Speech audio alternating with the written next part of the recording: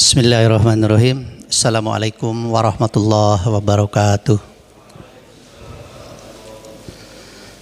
Alhamdulillahirabbil alamin.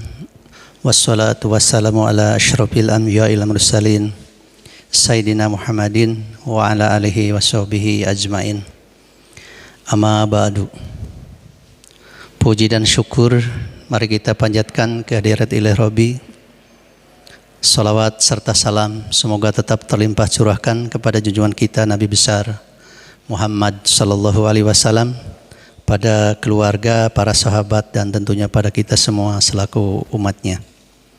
Hadirin jamaah Masjid Riyadhus Shalihin, kita bertemu kembali di acara ngaji rutin malam Senin, insyaallah di tempat ini mubarakah, dalam kajian rutin malam Senin dengan tema malam hari ini adalah madhab dalam Islam dan sebab timbulnya madhab.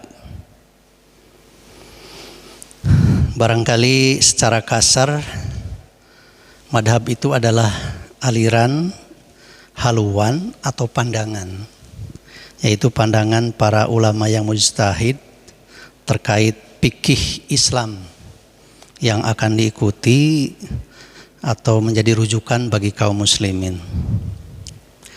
Nah, bagi kita umat Islam yang kebetulan kita tidak bersama-sama hidup bersama Nabi, tentunya kita akan mengacu kepada madhab yang ada di dalam Islam itu sendiri. Nah, kira-kira apa sih pengertian yang jelas terkait madhab? Bagaimana timbulnya madhab? Bagaimana hukumnya kita bermadhab? Pada malam hari ini kita akan dijelaskan oleh guru kita, Al-Ustadz Bapak Dr. Haji Nanang Gojali. Untuk itu kepadanya kami persilakan.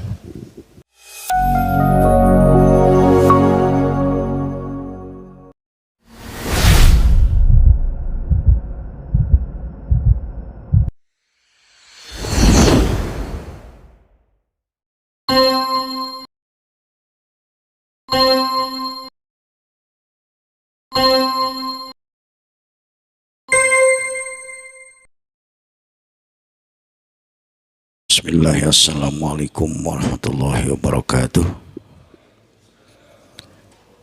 Alhamdulillah, salatu wassalamu ala rasulillah wa ala alihi wa ashabihi wa mawalah, amma ba'd. Karena waktunya sangat terbatas dan persoalan yang akan kita bahas ini banyak sekali. Mungkin ini tidak cukup satu semester kalau di perkuliahan. Karena itu maka saya akan berangkat dari pertanyaan saja, atau akan berangkat dari pemahaman para jamaah tentang madhab. Maka supados kindir dikana waktosna cekap maka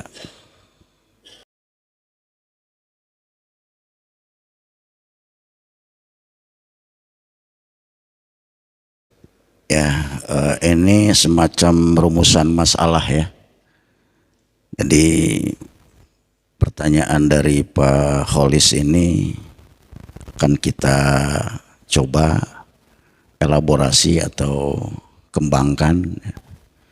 Yang pertama, ada yang mengatakan bahwa kita tidak perlu bermadhab. Jadi apakah bermadhab ini hukumnya wajib, sunnat, atau boleh saja? Untuk menjawab pertanyaan ini akan sangat tergantung kepada objeknya, akan sangat tergantung kepada siapakah yang tidak boleh bermadhab itu. Siapakah yang boleh bermadhab dan siapakah yang tidak boleh bermadhab. Tentu perlu dijelaskan dulu bahwa manusia ini terdiri dari 3 golongan ya, dalam konteks madhab dan tidak madhab ini. Golongan yang pertama ada golongan orang mujtahidin. orang-orang yang dipilih oleh Allah Subhanahu wa taala diberikan kemampuan untuk menjadi mujtahid. Mujtahid itu adalah orang yang mengerahkan segala kemampuan untuk mengambil hukum-hukum dari Al-Quran dan Sunnah. Jadi orang yang bisa mengistinbatul ahkam dari Al-Quran dan Sunnah. Jadi mereka itu bisa menetapkan ini hukumnya wajib, ini hukumnya sunat, ini hukumnya makruh, ini hukumnya mubah, ini hukumnya haram. Tentu sepanjang di dalam Al-Quran dan Sunnah itu tidak secara eksplisit disebut hukumnya, ya. Misalnya tentang sholat, ya, itu tidak secara eksplisit dalam Al-Quran itu disebut bahwa sholat itu wajib. Yang ada di dalam Al-Quran itu hanya perintah sholat saja. Aqimus sholah, dirikanlah sholat. Nah, oleh para ulama mujtahid tadi digali dari perintah itu apakah menunjukkan wajib atau hanya sekedar sunat saja mendirikan sholat itu. Sebab faktanya di dalam Al-Quran itu tidak setiap perintah menunjukkan wajib. Misalnya ya ayyuhalladzina amanu kulu washrabu, ya, halalan thayyiba, wahai orang-orang yang beriman, makanlah dan minumlah. Nah, para ulama sepakat bahwa perintah di dalam ayat itu tidak menunjukkan wajib, bahwa makan minum itu tidak wajib. Ada lagi misalnya fankihu ma tobalakum minan nisa'i masna wa thulatha wa ruba. Fankihu itu perintah. Nikahilah oleh kamu laki-laki ma tobalakum, perempuan yang kamu suka. Nah, ini para ulama sepakat bahwa perintah di dalam ayat itu tidak menunjukkan wajib. Jadi bayangkan kalau setiap perintah di dalam Al-Quran itu menunjukkan wajib, ini akan sangat memberatkan, ya. Kalau setiap kata perintah di dalam Al-Quran hukumnya wajib, wah ini akan sangat memberatkan. Sebab saya hitung tidak kurang dari 200 perintah di dalam Al-Quran itu. Jadi berarti ada 200 kewajiban. Nah, sementara Allah kan tidak menghendaki, ya, kita melaksanakan perintah itu di luar kemampuan kita. Nah, inilah yang kemudian digali oleh para ulama mujtahid. Kenapa aqimus sholah itu perintahnya menunjukkan wajib? Menurut para ulama mujtahid, karena ada beberapa faktor. Yang pertama, perintah itu menunjukkan wajib kalau tidak dilaksanakan diazab, ya. Kalau misalnya di dalam Al-Quran itu ada hukuman bagi orang yang tidak melaksanakan sholat, berarti hukumnya menjadi wajib. Tuh. Kemudian dilihat lagi hadis Nabi, ya. Selain melihat Al-Quran juga melihat hadis untuk memperkuat perintah di dalam aqimus sholah itu wajib atau tidak. Nah, kemudian dilihat di dalam ayat yang lain juga ada inna sholata kanat alal mu'minina kitaban mauquta. Nah, menurut ayat itu bahwa aqimus sholah itu perintahnya menunjukkan wajib.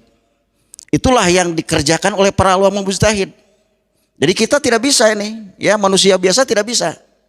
Hanya mereka lah yang mampu menggali hukum-hukum wajib, sunat, haram, makruh, mubah yang ada di dalam Al-Quran. Nah, tentu saja Pak Kholis, bagi mereka tidak boleh bermadhab, karena justru mereka sendiri yang menciptakan madhab, yang melahirkan madhab itu. Para misalnya tadi disebut Imam Syafi'i itu tidak boleh bermadhab, karena beliau sendiri punya pendapat, beliau sendiri adalah madhabnya. Tetapi tentu saja yang kedua adalah golongan mutabi'. Yang pertama tadi mujtahid, ya, orang yang diberi kepercayaan oleh Allah untuk bisa menggali hukum-hukum dalam Al-Quran. Kemudian yang kedua mutabi', ya, pengikut. Apa itu yang disebut dengan pengikut? Pengikut itu mengikuti mujtahid. Karena apa? Karena dia tidak bisa menjadi mujtahid. Karena tidak bisa menentukan hukum ini wajib, ini makruh, ini haram, maka konsekuensinya dia harus mengikuti pendapat mujtahid. sambil mengetahui dasar-dasarnya, dalil-dalilnya, itu mutabi'. Kemudian golongan yang ketiga muqallidin, muqallid. Nah ini muqallid ini beda dengan mutabi. Kalau mutabi pengikut, kalau muqallid pengekor. Pengekor. Jadi kalau pengekor kan bagaimana bagaimana kepala kalau ekor itu, ya. Kumaha we hulu ari buntut mah. Jadi dia tidak punya pendirian. Dia tidak punya alasan kecuali harus ikut saja kepada pendapat orang lain. Nah, kalau digambarkan umat Islam Indonesia ini, muqallid ini paling banyak. Kelompok muqallidin ini adalah mayoritas. Orang yang hanya sekedar mengikut saja kepada pendapat orang. Pada kiai, kepada ustadz, misalnya pada ajengan itu ya, itu muqallid. Nah, kalau misalnya kualitas kita dari muqallid itu kita tahu dasar-dasarnya, kita tahu dalilnya ya. Kenapa sholat itu wajib? Karena Allah berfirman aqimus sholah misalnya. Kenapa saum itu wajib? Karena Allah mengatakan kutiba alaikumusiyam. Nah itu bukan muqallid lagi kalau begitu. Tapi mutabi pengikut. Nah jadi jawabannya bagi orang-orang mutabi dan muqallid itu merupakan konsekuensi harus mengikuti madhab. Ya karena apa? Karena dia tidak bisa. Karena apa? Karena dia bukan mujtahid. Karena yang orang-orang yang mendirikan madhab itu adalah para mujtahid. Meskipun sebetulnya yang menciptakan madhab itu bukan Imam Syafi'i. Yang menciptakan madhab itu bukan Imam Hanafinya. Tapi para ulama yang mendukung, yang membela pendapat-pendapat para imam tadi. Jadi para pengikut, asalnya ada para pengikut. Kemudian mereka juga ada yang menjadi mujtahid, tapi mujtahidnya tidak seperti Imam Syafi'i, tidak seperti imam yang 4 tadi. Ada mujtahid fil madhab. Jadi mujtahidnya itu dalam madhab tertentu saja. Nah jadi bagi kebanyakan orang bermadhab itu merupakan sebuah keharusan ya. Kita mengikuti kepada pendapat mujtahid. Dan dalam faktanya kita tidak bisa melaksanakan ibadah kalau tanpa ulama mujtahid. Bagaimana kita melaksanakan sholat? Pak Holis tiasa ngalaksanakan sholat sahur saha eta tisahata kawitanana. Kan? Ti guru paintennya, ti guru ti mama ajengan. Terus mama ajengan ti saha? Nah, ti guru na, terus guruna deui ti saha? Ti guruna dugi ka ujungna nyaeta Imam Asy-Syafi'i. Atanapi Syafi'iyah, ulama-ulama pembela pendapat Imam Syafi'i. Sadayana pasti gitu. Terus anu pertama tadi eta anu kadua adakah madhab lain pas lain itu? Oh nya, adakah? Sebetulnya madhab itu banyak. Jadi bukan hanya 4, ada 13 madhab itu, ya. Tetapi yang di luar yang 4 itu tidak populer dan tidak diakui oleh dunia Islam. Jadi yang diakui oleh dunia Islam itu hanya 4. Yang pertama madhab Hanafi yang didirikan atau yang dikembangkan, yang mengembangkan pendapat-pendapat Imam Abu Hanifah. Jadi nama aslinya Nu'man bin Thabit. Kenapa disebut Abu Hanifah? Karena beliau itu adalah orang yang sangat jujur dan lurus. Jadi Hanifah itu lurus dan jujur, ya. Kemudian yang kedua madhab ya. Nah, tadi panatos dewar. Ya. Atas dewar.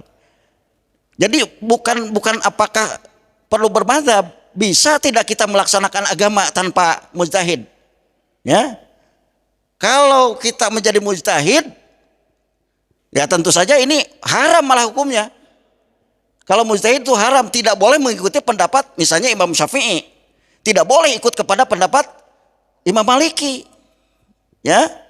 Imam Maliki tidak boleh ikut pendapat kepada Imam Abu Hanifah. Karena apa? Karena kalau begitu kan dia tidak yakin dengan pendapatnya. Nah, itu kan setiap pendapat teori itu harus diyakini. Nah, bagi mereka tidak boleh bermadhab atau ikut kepada pendapat imam yang lain.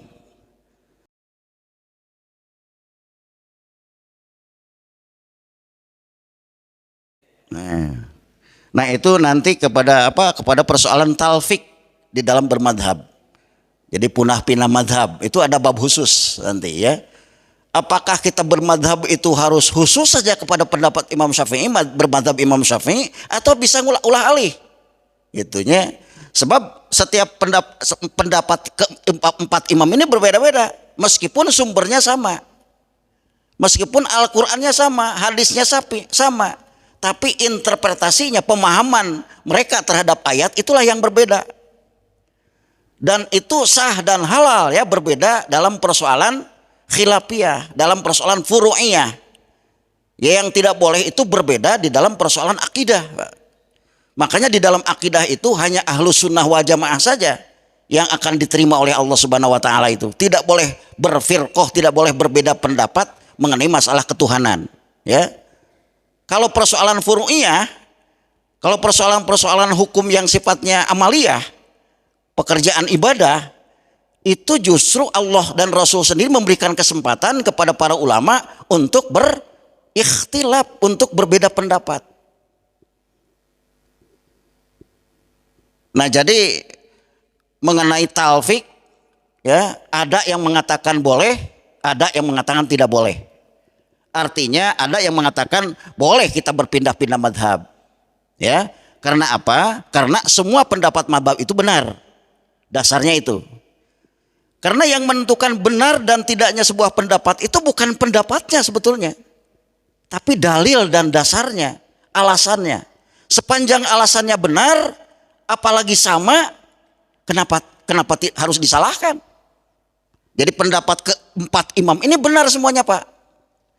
Misalnya ya saya kasih contoh tentang pembatalan wudhu lah ya. Ini kan ada yang mengatakan bersentuhan kulit laki-laki dan perempuan itu ya, ada pendapat batal, membatalkan wudhu, ada yang tidak membatalkan wudhu. Nah ini sebetulnya bukan persis Muhammadiyah, bukan persis NU ini ya. Tapi sejak para keempat imam ini juga berbeda pendapat seperti itu. Jadi persoalan khilafiyah yang sekarang berkembang diidentifikasikan oleh ormas, itu sebetulnya awalnya dari para ulama tadi. Imam Abu Hanifah itu tidak membatalkan secara mutlak ya. Jadi pendapat Imam Abu Hanifah yang kemudian menjadi madhab Hanafi, persentuhan kulit laki-laki dan perempuan itu tidak membatalkan wudhu secara mutlak. Maksudnya mau pakai syahwat atau tidak ya, dengan siapapun yang ghair mahram tentu saja itu tidak membatalkan wudhu ya. Bersentuhan kulit dengan istri itu tidak membatalkan wudhu. Itu menurut pendapat Imam Abu Hanifah. Apa dasarnya?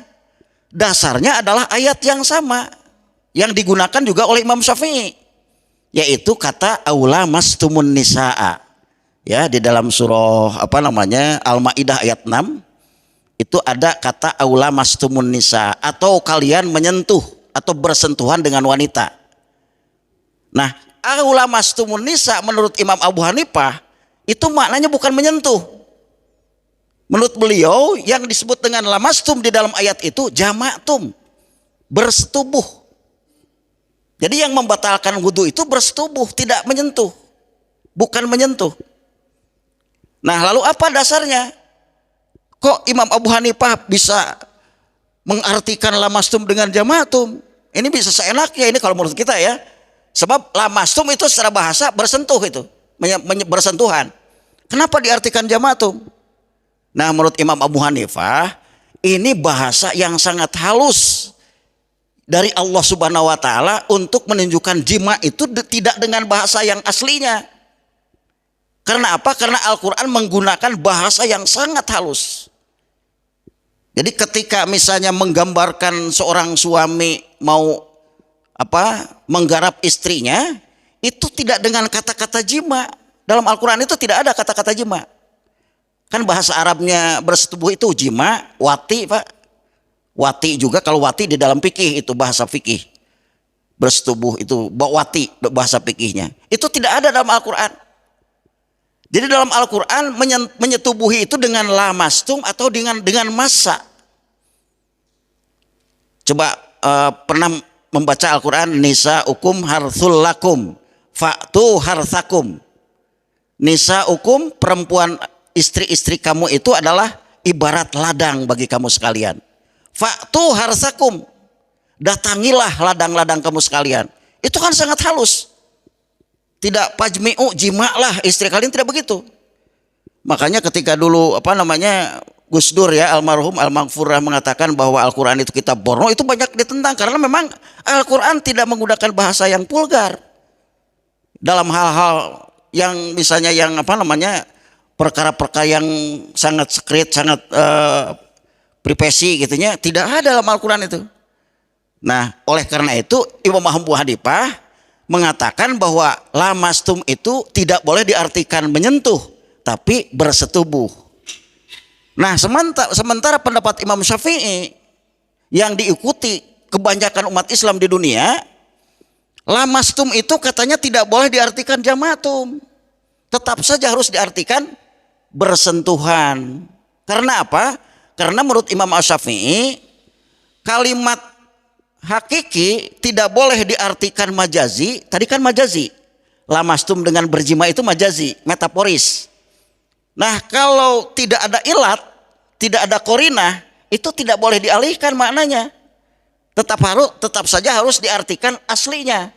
Menurut Imam Syafi'i. Karena apa? Karena Imam Syafi'i itu dibandingkan dengan ketiga imam mazhab yang lain, itu paling mahir, paling ahli di dalam bahasa Arab, dalam bahasa dan sastra Arab. Jadi dari kompetensi kebahasaan, maka Imam Syafi'i itu jauh lebih valid, jauh lebih bisa dipercaya dalilnya atau pendapatnya ketimbang imam-imam yang lain. Kemudian kata Imam Syafi'i didukung juga oleh hadis ya, oleh hadis dari Siti Aisyah bahwa Rasulullah Shallallahu Alaihi Wasallam, ada dua versi itu hadisnya sebetulnya. Ada yang digunakan oleh Imam Abu Hanifah, ada yang digunakan oleh Imam Syafi'i. Itu berkenaan dengan hadis tadi. Nah, jadi menurut Imam Syafi'i batal hukumnya bersentuhan kulit laki-laki dan perempuan secara mutlak, baik ada syahwat atau tidak ada syahwat. Dan inilah yang diikuti oleh umat Islam di seluruh dunia. Pertanyaannya kenapa pendapat Imam Syafi'i itu adalah mayoritas? Karena yang pertama yang diajarkan oleh guru-guru kita, ya, oleh guru-guru di kampung kita, itu pada umumnya adalah pendapat-pendapat Imam Syafi'i, termasuk juga di pesantren-pesantren. Jadi Wali Songo itu yang pertama kali menyebarkan Islam di Indonesia, semuanya ke-9 wali itu adalah mazhab Syafi'i. Ya, makanya ya sangat wajar kalau kemudian mazhab Syafi'i ini sangat mayoritas bahkan bukan hanya sekedar di Indonesia, tapi di ASEAN, di beberapa negara ya, di Afrika Utara, apalagi di Timur Tengah. Ini sangat banyak orang yang mengikuti pendapat Imam Syafi'i. Nah, kemudian yang kedua, kenapa tidak jarang mengikuti pendapat Imam Abu Hanifah? Karena jarang sekali dipelajari. Pendapat Imam Abu Hanifah itu tidak dipelajari di pesantren-pesantren. Kan begini, kalau di pesantren itu kalau kitabnya Fathul Mu'in misalnya ya, itu jelas itu Syafi'iyah ya, itu kesananya rujukannya kepada mazhab Syafi'i. I'anatul Thalibin ya. Jadi hampir semua kitab-kitab yang dikaji di pesantren itu adalah kitab-kitab Syafi'iyah. Makanya ya sangat wajar kalau kemudian yang berkembang adalah pendapat-pendapat Imam Syafi'i. Tidak ada itu kitab Imam Abu Hanifah. Bahkan kalaupun ada itu dianggap dianggap nyeleneh itu ya. Ada sebetulnya kitab fikih Bidayatul Mujtahid ya, itu mazhab Maliki, tapi sangat jarang, Paulis. Hampir sama sekali tidak ada lah kitab-kitab atau referensi mazhab lain selain Imam Syafi'i.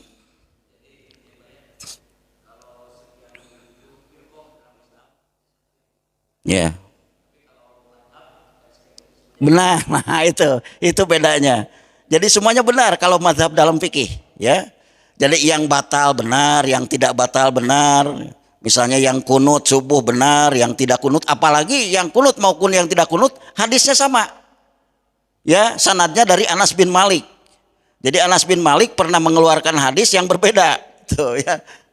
Ini kan kemarin sudah dibahas ya tentang problematika hadis. Jadi kebenaran itu tidak tunggal dalam fikih. Makanya tidak boleh kita merasa paling benar yang misalnya yang ya kalau sekarang kan diwakili oleh organisasi biasanya ya. Kalau persatuan biasanya tidak batal. Kalau subuh tidak kunut kan begitu. Padahal sebetulnya jauh sebelum ada ormas Islam di Indonesia sudah ada ini keempat mazhab ini. Tapi kita kan melihatnya kepada ormas. Ya, itu.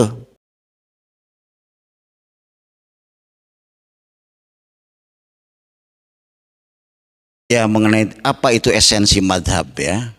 Sebetulnya munculnya madhab itu adalah konsekuensi ya atau reaksi daripada aksi.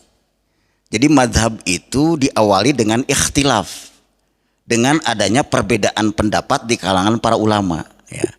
Sebetulnya yang namanya perbedaan pendapat itu bukan hanya terjadi di kalangan ulama tabi'in dan tabi'in. Ya, pada zaman sahabat sekalipun itu sudah terjadi perbedaan madhab, meskipun namanya tidak disebut madhab. Ya, jadi pada zaman sahabat di kalangan sahabat itu juga terjadi perbedaan pendapat antara misalnya Aisyah, Siti Aisyah istrinya Rasulullah dengan Ibnu Umar, dengan Abdullah bin Umar, dengan Abdullah bin Abbas. Itu seringkali terjadi perbedaan pendapat. Tapi waktu itu belum disebut madhab Aisyah, belum disebut madhab Ibnu Umar, tidak. Waktu itu karena apa? Karena masih terkendali ya. Di samping persoalan juga belum begitu kompleks. Jadi ini kan sangat tergantung juga kepada persoalan ini. Pada zaman Nabi kan persoalan begitu masih sederhana. Persoalan-persoalan kehidupan itu. Belum banyak masalah-masalah yang rumit di dalam kehidupan ini. Sehingga pada saat itu masih relatif bisa diselesaikan oleh hadis-hadis Nabi gitu ya. Nah kemudian pada zaman tabi'in, nah ini baru mulai berkembang ini perbedaan pendapat ini ya, sudah mulai meluas lah ya. Apalagi pada zaman tabi'in. Nah puncaknya itu munculnya madhab-madhab itu pada zaman pada abad keempat Hijriah sebetulnya ya. Jadi itu sudah jauh sekali dari Rasulullah SAW. Berarti kalau sudah jauh dari Rasulullah, banyak sekali persoalan-persoalan yang tidak bisa diselesaikan dengan Al-Quran Sunnah. Nah di situ terjadi ada dua kelompok. Kalau di Madinah itu ulama Madinah lebih memilih menyelesaikan persoalan ini itu kembali kepada hadis-hadis Nabi ya, karena dianggap relatif masih bisa diselesaikan oleh hadis lah. Nah sedangkan di Kufah, di Baghdad itu kan pusat peradaban, banyak sekali persoalan-persoalan baru di situ yang tidak bisa diselesaikan oleh Al-Quran Sunnah. Selain itu juga di Baghdad itu jarang sekali hadis-hadis Nabi Pak, karena kan dulu kan belum ada alat transportasi ya, belum ada alat komunikasi seperti sekarang. Jadi hadis itu masih numpuk di Madinah gitu. Yang namanya orang-orang yang memahami hadis itu di sana aja. Sementara yang jauh dari Madinah itu banyak sekali. Bahkan yang disebut hadis itu juga bukan hadis kalau di Baghdad. Yang disebut dengan hadis maudhu.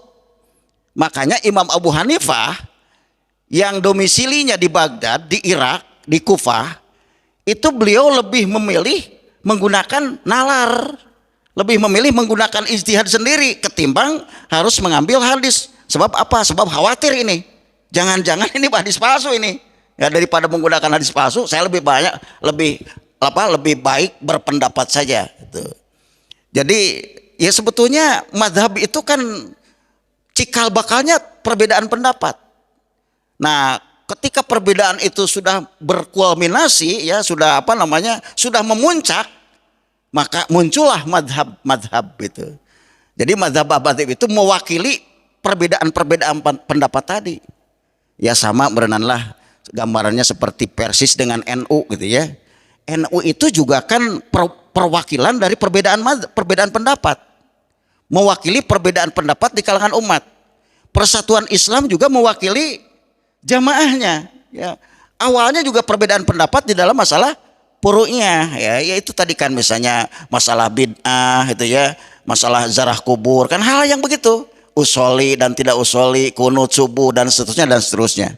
Nah, berkait dengan yang tadi, makanya sebetulnya kalau menurut saya talpik itu boleh ya, berpindah-pindah mazhab itu boleh, sepanjang tujuannya bukan untuk mencari yang enteng-enteng ya.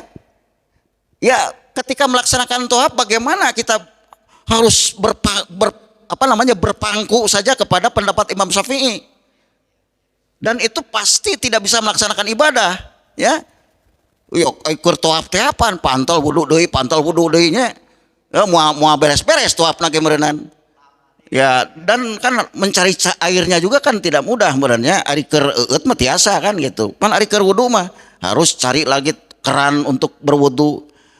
Nah, kemudian yang ya akan timbul kesan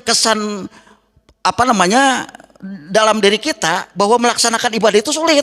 Nah, mempersulit. Makanya ada pilihan, ada beberapa pilihan. Bisa pilihan pindah madhab, ya kita ikut saja kepada pendapat Imam Abu Hanifah yang tidak membatalkan. Gitu. Sebetulnya Imam Syafi'i juga punya pendapat, Pak. Imam Syafi'i juga punya pendapat. Pendapatnya bagaimana? Pendapatnya menurut Imam Syafi'i henteu batal lamun urang kasurungkeun batur. Jadi bersentuhan kulit itu bukan karena kita, bukan karena kesengajaan kita, tapi batur anu nyurudu ka urang.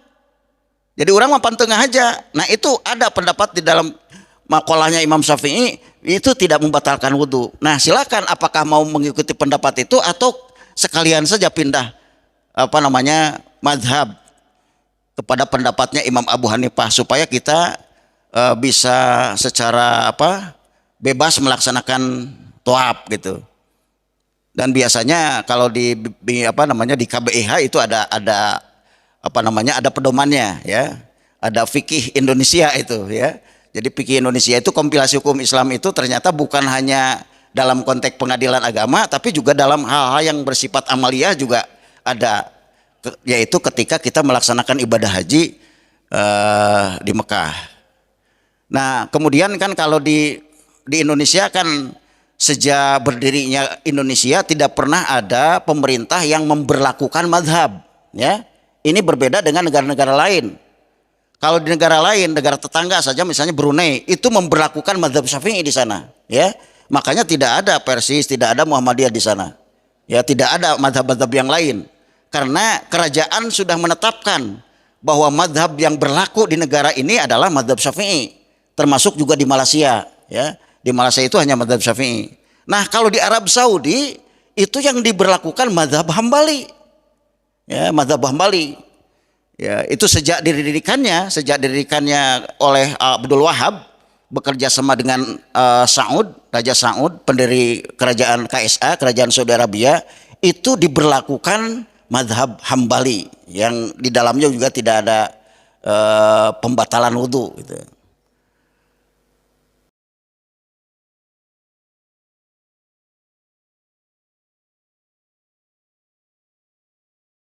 Ya, kalau menurut kajian Majelis Ulama ya, Ahmadiyah itu bedanya bukan Pur'iyah, tapi berbeda dalam usuliyah.